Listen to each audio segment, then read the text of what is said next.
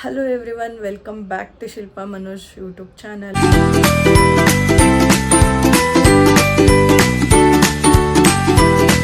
ಎಲ್ಲರೂ ಹೇಗಿದ್ದೀರಾ? I hope ಎಲ್ಲರೂ ಚೆನ್ನಾಗಿರ್ತೀರಾ ಅಂತ ಅಂದಂಗೆ ಇವತ್ತು ನಾನು ಅಮ್ಮನ ಮನೆಯಿಂದ ಬ್ಲಾಗ್ನ ಸ್ಟಾರ್ಟ್ ಮಾಡ್ತಾ ಇದ್ದೀನಿ.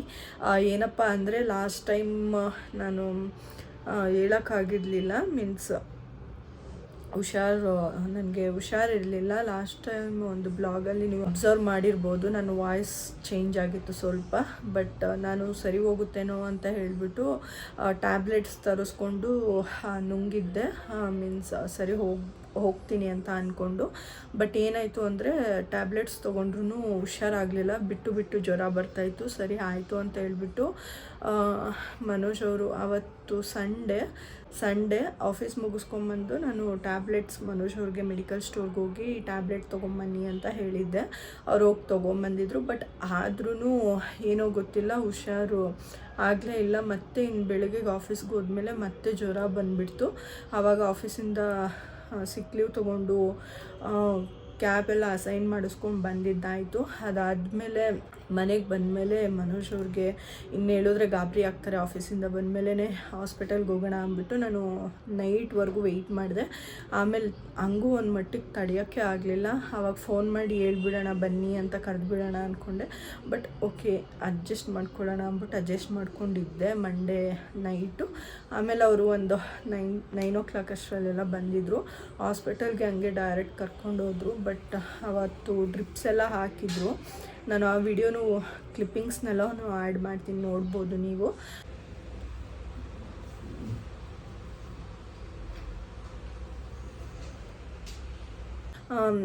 ಏನಪ್ಪ ಅಂದರೆ ಡ್ರಿಪ್ಸ್ ಹಾಕೊಂಡ್ಬಂದ್ಮೇಲೂ ಹುಷಾರಾಗಲೇ ಇಲ್ಲ. BP ಲೋ ಈ ಥರ ಎಲ್ಲ ಆಗಿಬಿಡ್ತು. 100 ಡಿಗ್ರಿ ಫೀವರ್ ಇತ್ತು. ಸೊ ಈ ಥರ ಎಲ್ಲ ಆಯ್ತಲ್ಲ. ಸೊ ಹಾಗಾಗಿ ಮನೋಜ್ ಅವರು ಅಮ್ಮನ ಮನೆಗೆ ಬಿಟ್ಬಿಡ್ತೀನಿ ಬಾ, ಇಲ್ಲಿ ಯಾರೂ ಇರಲ್ಲ ನೋಡ್ಕೊಳ್ಳೋರು, ನಾನು ಕೆಲ್ಸಕ್ಕೆ ಹೋದರೆ ಆಮೇಲೆ ನೀನೊಬ್ಳಿಗೆ ಕಷ್ಟ ಆಗುತ್ತೆ ಅಂತ ಅಂದ್ಬಿಟ್ಟು ನಾವು ಅಮ್ಮನ ಮನೆಗೆ ಕರ್ಕೊಂಬಂದಿದ್ರು. ಇವಾಗ ಒಂದು ಸ್ವಲ್ಪ ಆರಾಮಾಗಿದ್ದೀನಿ. ಇವತ್ತು ಆಲ್ರೆಡಿ ಯಾವಾರ ಅಂದರೆ ಗುರುವಾರ, ಸೋಮವಾರ ಸಂಡೆಯಿಂದ ಫೀವರ್ ಬಂದಿರೋದು. ಇವತ್ತಿನವರೆಗೂ ಹಾಗೇ ಇದೆ. ಇವತ್ತು ಹಾಸ್ಪಿಟಲ್ಗೆ ಹೋಗಿದ್ದೆ, ನಿನ್ನೆನೂ ಹಾಸ್ಪಿಟಲ್ಗೆ ಹೋಗಿದ್ದೆ. ಅವರು ಇದೇ ಟ್ಯಾಬ್ಲೆಟ್ ಕಂಟಿನ್ಯೂ ಮಾಡಿ ಅಂತ ಹೇಳಿದ್ದಾರೆ. ಇವಾಗ ಸ್ವಲ್ಪ ಪರವಾಗಿಲ್ಲ. ಸೊ ಹಾಗಾಗಿ ಅದನ್ನೇ ಕಂಟಿನ್ಯೂ ಮಾಡೋದಕ್ಕೆ ಹೇಳಿದ್ದಾರೆ, ಅದನ್ನೇ ಕಂಟಿನ್ಯೂ ಮಾಡ್ತಾಯಿದ್ದೀನಿ. ಮತ್ತು ಏನಪ್ಪ ಅಂದರೆ ಸಾಟರ್ಡೇನೂ ಹಾಸ್ಪಿಟಲ್ಗೆ ಬರೋಕ್ಕೆ ಹೇಳಿದರು. ಬಟ್ ನಂಗೆ ಸ್ವಲ್ಪ ಚೆನ್ನಾಗಿತ್ತು ಅಂದರೆ ಹೋಗಲ್ಲ ಹಾಸ್ಪಿಟಲ್ಗೆ. ನಾನೇನಾದರೂ ಚೆನ್ನಾಗಿದ್ದರೆ ಆಫೀಸ್ಗೆ ಹೋಗೋಣ, ಹಾಸ್ಪಿಟಲ್ಗೆ ಏನು ಹೋಗೋದು ಬೇಡ ಅಂತ ಅಂದ್ಕೊಂಡಿದ್ದೀನಿ. ಡಾಕ್ಟರ್ ಹತ್ರನೂ ಹೇಳಿದೆ, 1 ವೀಕಿಂದ ಸಿಕ್ ಲೀವ್ ತೊಗೊಂಡಿದ್ದೀನಿ ಅಂತ. ಸೊ ಹಾಗಾಗಿ ಓಕೆ, ಇನ್ ಕೇಸ್ ಏನಾದರೂ ಆರಾಮಾಗ್ತಾ ಇದ್ದೀರಾ ಅಂತ ಅಂದರೆ ಇದೇ ಟ್ಯಾಬ್ಲೆಟ್ನ ಕಂಟಿನ್ಯೂ ಮಾಡಿ ಸಾಟರ್ಡೇನು ನೆಕ್ಸ್ಟ್ 2 ಡೇಸು ಅಂತ ಹೇಳಿದ್ದಾರೆ. ನೋಡೋಣ ಏನಾಗುತ್ತೆ ಅಂತ ಹೇಳಿಬಿಟ್ಟು. ಮತ್ತು ಏನಪ್ಪ ಅಂತ ಅಂದರೆ ನಾನು ಗೋಲ್ಡ್ನ ಪರ್ಚೇಸ್ ಮಾಡಿದ್ದೀನಿ ಅಂತ ಲಾಸ್ಟ್ ಲಾಗಲ್ಲಿ ಹೇಳಿದ್ದೆ. ಅದು ಅಕ್ಷಯ ತೃತೀಯಕ್ಕೆ ತೊಗೊಳ್ಳೋಣ ಅಂತ ಅಂದ್ಕೊಂಡಿದ್ದೀನಿ, ಅಡ್ವಾನ್ಸ್ ಮಾಡಿ ಬಂದಿದ್ದೀನಿ ಅಂತಲೂ ಹೇಳಿದ್ದೆ. ಬಟ್ ಅಮ್ಮಂಗೂ ಕೊಡಿಸ್ಬೇಕು ಅನ್ನೋದೊಂದು ನಂಗೆ ತಲೆಯಲ್ಲಿ ಅವತ್ತಿಂದ ಕುರಿತಾ ಇತ್ತು. ಸರಿ, ಅವಾಗೆಲ್ಲ ಅಮ್ಮ ನಮಗೋಸ್ಕರ ತುಂಬಾ ಕಷ್ಟಪಟ್ಟಿದ್ದಾರೆ. ಸೊ ಇವಾಗ ಒಂದು ಸ್ವಲ್ಪ ಅಟ್ಲೀಸ್ಟ್ ಅಷ್ಟು ಇಷ್ಟು ಸೇವಿಂಗ್ ಮಾಡಿ ಇಟ್ಟಿರೋದ್ರಲ್ಲೂ ಅಮ್ಮಂಗೂ ಕೊಡ್ಸೋಣ ಅಂತ ಹೇಳಿಬಿಟ್ಟು, ಕೈ ನೋವು ಬಂತು ನನಗೆ, ಅಮ್ಮಂಗೂ ಕೊಡ್ಸೋಣ ಅಂತ ಹೇಳಿಬಿಟ್ಟು ಕರ್ಕೊಂಡು ಹೋಗ್ತಾಯಿದ್ದೀನಿ. ನೋಡೋಣ ಅವ್ರಿಗೆ ಏನು ಇಷ್ಟ ಆಗುತ್ತೋ ಅದನ್ನು ತೊಗೊಳ್ಳಿ. ಅವರೂ ಅಕ್ಷಯ ತೃತೀಯಾಗೇ ತೊಗೊಳ್ಳಿ, ಅಡ್ವಾನ್ಸ್ ಮಾಡ್ತೀನಿ, ಆಫ್ ಅಮೌಂಟ್ ಅಂತ ಹೇಳಿದ್ದೀನಿ. ಸರಿ ಆಯಿತು ಅಂತ ಹೇಳಿದ್ದಾರೆ. ಇವಾಗ ಕರ್ಕೊಂಡು ಹೋಗ್ತಾಯಿದ್ದೀನಿ. ಆಮೇಲೆ ನಮ್ಮಮ್ಮ ನೋಡಿ ದೃಷ್ಟಿ ಆಗಿಬಿಟ್ಟಿದ್ದಾರೆ, ಅಥವಾ ಏನು ದೇವಸ್ಥಾನದ್ದು ಆಂಜನೇಯ ದೇವಸ್ಥಾನದ್ದು ತಾಯ್ತ ಎಲ್ಲ ತೊಗೊಂಬಂದು ಕಟ್ಟಿದ್ದಾರೆ ನನಗೆ. ಅಮ್ಮಂದಿರೇ ಇಷ್ಟು ಅನಿಸುತ್ತೆ. ಮಕ್ಳಿಗೇನಾದರೂ ಹುಷಾರಿಲ್ಲ ಅಂತ ಅಂದರೆ ಫಸ್ಟು ಕೇರ್ ತೊಗೊಳ್ಳೋದೆ ಅವರು. ಎಸ್ಪೆಷಲಿ ಹೇಳ್ಬೇಕಂದ್ರೆ ಹೆಣ್ಮಕ್ಳಿಗೇನಾದರೂ ಹುಷಾರಿಲ್ಲ ಅಂದರೆ ಅಮ್ಮಂದಿರು ತುಂಬಾ ಕೇರ್ ಮಾಡ್ತಾರೆ ಅಂತಲೇ ಹೇಳ್ಬೋದು. ನಮ್ಮಮ್ಮನೂ ಅದೇ ಥರ ಒಬ್ಬರು. ನನಗೆ ಲೈಫಲ್ಲಿ ನಮ್ಮಮ್ಮನ ಪ್ರೀತಿಗೆ ಬೆಲೆನೇ ಕಟ್ಟೋಕ್ಕಾಗಲ್ಲ ಅಂತ ಹೇಳ್ಬೋದು. ಯಾವುದೇ ಮಕ್ಕಳಾದ್ರೂ ಅವ್ರ ಅಮ್ಮಂದಿರ ಪ್ರೀತಿಗೆ ಬೆಲೆ ಕಟ್ಟೋಕ್ಕಾಗೋದಿಲ್ಲ. ಬಟ್ ಅದರಲ್ಲೂ ಕೆಲವೊಬ್ಬರು ಇರ್ತಾರೆ ಸ್ವಾರ್ಥಿಗಳು, ಎಲ್ಲರೂ ಅಂತ ಹೇಳ್ತಾ ಇಲ್ಲ, ಕೆಲವೊಬ್ಬರಷ್ಟೇ. ಬಟ್ ನಮ್ಮಮ್ಮ ಅಂತೂ ಅವ್ರ ಸ್ವಾರ್ಥಕ್ಕೆ ಯಾವತ್ತೂ ಏನೂ ಮಾಡ್ಕೊಂಡಿದ್ದೇ ಇಲ್ಲ, ಎಲ್ಲದನ್ನೂ ನಮಗೆ ಮಾಡಿದ್ದಾಯಿತು. ಸೊ ಹಾಗಾಗಿ ಇವಾಗ ಅವರಂತೂ ಕೆಲ್ಸಕ್ಕೆ ಹೋಗಲ್ಲ, ಏನೂ ಮಾಡಲ್ಲ. ಅಟ್ಲೀಸ್ಟ್ ನಾನು ಕೆಲ್ಸಕ್ಕೆ ಹೋಗ್ತಾಯಿದ್ದೀನಿ. ಆವಾಗೆಲ್ಲ ನಮ್ಮಮ್ಮ ಕೆಲ್ಸಕ್ಕೆ ಹೋಗಿ ನಮಗೆಲ್ಲ ದುಡಿದು ಸಾಕಿದ್ದಾರೆ. ಇವಾಗ ಅದನ್ನೆಲ್ಲ ನಾವೂ ಅವ್ರಿಗೆ ಮಾಡೋಣ ಅಂತ ಒಂದು ಆಸೆ. ಅವಾಗೆಲ್ಲ ಕಷ್ಟಪಟ್ಟು ನಮಗೆ ಪ್ರತಿಯೊಂದೂ ಒಂದೊಂದು ರೂಪಾಯಿನೂ ಕೂಡಿಟ್ಟು ಬೆಳೆಸಿದ್ದಾರೆ. ಇವಾಗ ಒಂದು ಸ್ವಲ್ಪ ನಮ್ಮ ಅಮ್ಮಂಗೂ ನಾನು ಏನಾದರೂ ಮಾಡಬೇಕು ಅಂತ ಇವಾಗ ಅವ್ರಿಗೆ ಒಂದು ಗೋಲ್ಡ್ ಏನಾದರೂ ನನ್ನ ಕೈಲಿ ಆದಷ್ಟು ಕೊಡ್ಸೋಣ ಅಂತ ಹೇಳಿ ಕರ್ಕೊಂಡು ಹೋಗ್ತಾಯಿದ್ದೀನಿ. ನೋಡೋಣ ಅವ್ರಿಗೆ ಏನು ತೊಗೊತಾರೆ ಅಂತ. ಏನಪ್ಪ ಅಂದರೆ ನಮ್ಮಮ್ಮನ ಹತ್ರ ಒಂದು ಅವ್ರಿಗೆ ಏನು ಕೇಳ್ತಾ ಇದ್ದಾರೆ ಅಂದರೆ, ನಮ್ಮಮ್ಮನ ಹತ್ರ ಒಂದು ಗುಂಡು ಡ್ರಾಪ್ಸ್ ಅಂತ ಗೊತ್ತಿರುತ್ತೆ ಅಂದ್ಕೊತೀನಿ ಎಲ್ರಿಗೂ. ಗುಂಡು ಡ್ರಾಪ್ಸ್ ಇತ್ತು. ಅದು ಡ್ರಾಪ್ಸ್ ಏನು ಬರುತ್ತೆ ಕೆಳಗಡೆ, ಅದು 4 ಗ್ರಾಮ್ ಇತ್ತು. ಗುಂಡು ಕಿವಿಲೇ ಇಟ್ಕೊಂಡಿದ್ರು, ಡ್ರಾಪ್ಸು ಕೈಲಿ ಇಟ್ಕೊಂಡು ಎಲ್ಲೋ ಬಿಟ್ಟು ಹಾಳು ಮಾಡಿಬಿಟ್ಟಿದ್ರು. ಅದು ಕಳೆದೋದಾಗಿಂದ ಸಖತ್ತು ಬೇಜಾರು ಮಾಡ್ಕೊಂಡಿದ್ರು. ನಾವು ಸಮಾಧಾನ ಮಾಡ್ತಿದ್ವು, ಹೋಗ್ಲಿ ಬಿಡು, ಏನು ಮಾಡೋಕ್ಕಾಗುತ್ತೆ, ಬೇಕು ಅಂತ ಕಳೆದಾಕಿಲ್ಲ ಅಲ್ವಾ ಅಂತ ಹೇಳಿ ಸಮಾಧಾನ ಮಾಡ್ತಿದ್ವಿ. ಆದರೂ ಅವ್ರಿಗೊಂದು ಕೊರಗನ್ನದಿರೆ ಇದ್ದೇ ಇರುತ್ತಲ್ವ. ಸೊ ಆವತ್ತಿಂದನೂ ಅದೇ ಫೀಲ್ ಮಾಡ್ತಾಯಿದ್ರು. ಇವಾಗ ಗೋಲ್ಡ್ ಏನಾದರೂ ತೊಗೊತೀರಾ ಅಂತ ಕೇಳಿದ್ದಕ್ಕೆ ಅವರು ಫಸ್ಟು ಬಾಯಲ್ಲಿ ಬಂದಿದ್ದೆ ಈ ಒಂದು ಗೋಲ್ಡ್ ನನಗೆ ಬೇಕು ಅಂತ ಹೇಳಿಬಿಟ್ಟು ಇವಾಗ ತೊಗೊಳಕ್ಕೆ ಹೋಗ್ತಾ ಇದ್ದೀನಿ, ಕರ್ಕೊಂಡು ಹೋಗ್ತೀನಿ. ಮತ್ತು ನನಗೆ ಸ್ವಲ್ಪ ಫೀವರು ಬಿಟ್ಟು ಬರ್ತಾ ಇದೆ. ಬಟ್ ಬಾಡಿ ಏನಪ್ಪ ಅಂದರೆ ಈ ಥರ ಯಾವತ್ತೂ ನಂಗೆ ಆಗೇ ಇಲ್ಲ. ಒಂದು ಸಲ ಆಗಿತ್ತು, ಆವಾಗ ಅಡ್ಮಿಂಟ್ ಎಲ್ಲ ಮಾಡಿದ್ರು 1 ವೀಕ್ ಆ ಥರ ಎಲ್ಲ. ಡೆಂಗ್ಯೂ ಟೈಫಾಯ್ಡ್ ಒಟ್ಟಿಗೆ ಬಂದುಬಿಟ್ಟಿತ್ತು. ಆವಾಗ ಡಾಕ್ಟರ್ ಉಳಿಯೋದೇ ಇಲ್ಲ ಅನ್ನೋ ಅಷ್ಟು ಮಟ್ಟಿಗೂ ಬಂದಿತ್ತು. ಆವಾಗ ಈ ಥರ ಆಗಿತ್ತು. ಬಟ್ ಇವಾಗ ಡಾಕ್ಟರ್ ಏನು ಬ್ಲಡ್ ಟೆಸ್ಟ್ ಮಾಡ್ಸೋಕ್ಕೇನು ಕೊಟ್ಟಿಲ್ಲ. ಮತ್ತು ಇದೇ ಥರ ಪ್ರಾಬ್ಲಮ್ ಆಯಿತು ಅಂದರೆ ಹೋಗಬೇಕು ಹಾಸ್ಪಿಟಲ್ಗೆ ಬ್ಲಡ್ ಟೆಸ್ಟ್ ಮಾಡ್ಸೋಕ್ಕೆ. ಏಕೆಂದರೆ 3 ಡೇಸ್ ಮೇಲಿದ್ರೇ ಬ್ಲಡ್ ಟೆಸ್ಟ್ ಮಾಡ್ಸೋಕ್ಕೆ ಹೇಳ್ತಾರೆ. ಬಟ್ ನಮ್ಮ ಡಾಕ್ಟರ್ ಸ್ವಲ್ಪ ಏನೋ ಈ ಸಲ ಹೇಳೇ ಇಲ್ಲಪ್ಪ. ಅವರು ಯಾವಾಗಲೂ ನಾನು ಇಲ್ಲೇ ಯಾವಾಗಲೂ ತೋರಿಸೋದು, ಇವ್ರ ಹತ್ರ ಬಿಟ್ಟರೆ ಇನ್ನೆಲ್ಲೂ ಅಡ್ಜಸ್ಟೇ ಆಗೋದಿಲ್ಲ. ಒಂದು ದೊಡ್ಡ ಹಾಸ್ಪಿಟಲ್ ಅಂದರೆ ನರ್ಸಿಂಗ್ ಹೋಮ್ ಥರ ಇತ್ತು ಮನೆ ಹತ್ರ, ಅಲ್ಲಿ ಕರ್ಕೊಂಡು ಹೋದ್ರು. ಅಲ್ಲಂತೂ ಎಷ್ಟು ಥರ ಇಂಜೆಕ್ಷನ್ ಹಾಕಿದ್ದಾರೆ, ಡ್ರಿಪ್ಸ್ ಹಾಕಿದ್ದಾರೆ. 2 ಬಾಟಲ್ ಡ್ರಿಪ್ಸ್ ಹಾಕಿದ್ದಾರೆ, ಸ್ಮಾಲ್ ಬಾಟಲ್ ಒಂದು, ಬಿಗ್ ಬಾಟಲ್ ಒಂದು. ಅದಾದಮೇಲೆ ಒಂದು 5ರಿಂದ 6 ಇಂಜೆಕ್ಷನ್ನೇ ಕೊಟ್ಟಿದ್ದಾರೆ ಅಂತ ಹೇಳ್ಬೋದು. ಅದೆಲ್ಲ ಹಾಕಿದ್ಮೇಲೆ ಬಿ ಪಿನೂ ಸ್ವಲ್ಪ ನಾರ್ಮಲ್ ಸ್ಟೇಜಿಗೆ ಬಂತು. ಬಿ ಪಿ ಬಂದುಬಿಟ್ಟು 110ಗೇನೋ ಬಂದಿತ್ತಂತೆ. ನಾರ್ಮಲಾಗಿ 180 ಇರುತ್ತೆ, 110. ನನಗೆ ಈಗಲೂ ಏನಪ್ಪ ಅಂದರೆ ಬಿ ಪಿ ಅಷ್ಟು ಕಡಿಮೆ ಆಗಿತ್ತು ನನಗೆ ಅಂತ ನಂಗೆ ಅನ್ನಿಸ್ತಾನೆ ಇಲ್ಲ.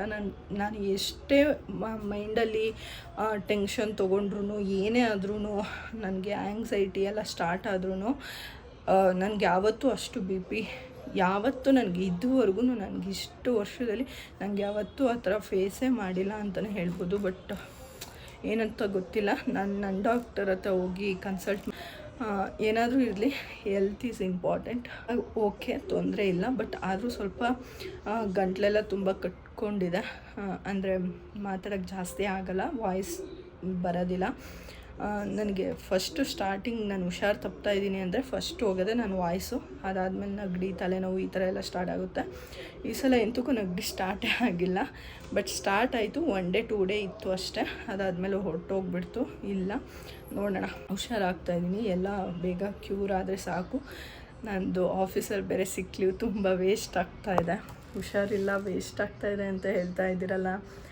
ಹುಷಾರಿಲ್ದಾಗೆ ಅಲ್ವಾ ಸಿಕ್ ಲೀವ್ ಯೂಸ್ ಮಾಡ್ಕೊಳ್ಳೋದು ಅಂತಲೂ ಹೇಳ್ಬೋದು. ಬಟ್ ತುಂಬ ಲಾಂಗ್ ಆಗೋಯ್ತು ಅಂತ ಮಂಡೆಯಿಂದ ತೊಗೊಂಡಿರೋದು. ಇವತ್ತು ಆಲ್ರೆಡಿ ಥರ್ಸ್ಡೇ, ಇವತ್ತು ವೀಕ್ ಆಫ್ ಇದೆ ಆ್ಯಕ್ಚುಲಿ ನನಗೆ. ಇವತ್ತೇನು ಕೌಂಟ್ ಆಗೋಲ್ಲ, 3 ಡೇಸ್ ಸಿಕ್ ಲೀವ್ ತೊಗೊಂಡಿದ್ದೀನಿ. ಮತ್ತೇನಾದರೂ ಸಾಟರ್ಡೆ ಇವತ್ತು ಮತ್ತು ನಾಳೆ ವೀಕ್ ಆಫ್ ಇದೆ. ಸಾಟರ್ಡೆ ಏನಾದರೂ ಮತ್ತೆ ಹುಷಾರು ತಪ್ಪಿತು, ಹೋಗೋಕ್ಕಾಗಿಲ್ಲ ಅಂತ ಅಂದರೆ ಮತ್ತೆ ಹಾಸ್ಪಿಟಲಿಗೆ ಬರಬೇಕಿರುತ್ತೆ. ಇದೆಲ್ಲ ಇರುತ್ತಲ್ವ. ಮತ್ತು ನಾನೇನಾದರೂ ಸಾಟರ್ಡೆ ಹೋದರೆ ಪಕ್ಕ ಬ್ಲಡ್ ಟೆಸ್ಟ್ ಮಾಡ್ಸೋಕ್ಕೆ ಹೇಳ್ತಾರೆ. ಅದು ನೆಕ್ಸ್ಟ್ ಡೇಗೇ ನಾನು ಬ್ಲಡ್ ಟೆಸ್ಟ್ ಮಾಡಿಸ್ಬೇಕಾಗಿರುತ್ತೆ. ಯಾಕೆಂದರೆ ಡಾಕ್ಟರ್ ಬರೋದೇ 11 o'clock ಮೇಲೆ, 12 o'clock ಮೇಲೆ. ಸೊ ಅಷ್ಟರೊಳಗೆಲ್ಲ ತಿಂಡಿ ಆಗಿಬಿಟ್ಟಿರುತ್ತೆ. ಮತ್ತು ತಿಂಡಿ ಆದಮೇಲೆ ನಾವೇನು ಬ್ಲಡ್ ಟೆಸ್ಟ್ ಎಲ್ಲ ಮಾಡ್ಸೋಕ್ಕಾಗಲ್ಲ. 4,600 ಪ್ಲಸ್ 4,200 ರೂಪಾಯಿ ಮೇಲೆ ಆಯಿತು ಚೇಂಜ್ ಮಾಡಿ. ಕೂಲಿ ವಿಷಯ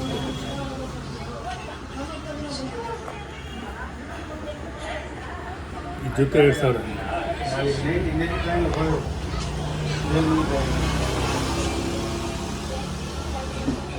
ಇದೆಷ್ಟು ಗ್ರಾಮ್ ಐತೆ ಅಂತ ಇವೆರಡು 1 ಗ್ರಾಮ್ ತೂಕ ತೋರಿಸ್ತೀನಿ.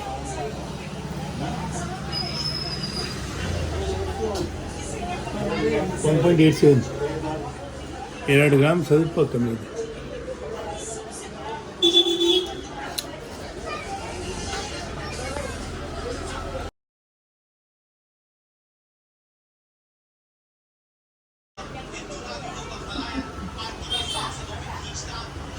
ಅಂಗಡಿ ಖಾಲಿಗೆಲ್ಲ ಐತೆ, ಅಲ್ಲಿ ಒಪ್ಪಿದ್ರೆ ನಮಗೆ ಬರೀ ಖಾಲಿ ಇದೆ. ಎಸ್, ನಾನು ನಮ್ಮ ಅಮ್ಮಂಗೆ ಗೋಲ್ಡ್ ಪರ್ಚೇಸ್ ಮಾಡ್ಕೊಂಬಂದಾಯಿತು. ಏನಪ್ಪ ಅಂದರೆ ಈ ಲಾಗ್ನ ಮಾಡಿ ನಾನು 1 ವೀಕ್ ಮೇಲೆ ಆಯಿತು, ಎಂಡ್ ಮಾಡೇ ಇರಲಿಲ್ಲ.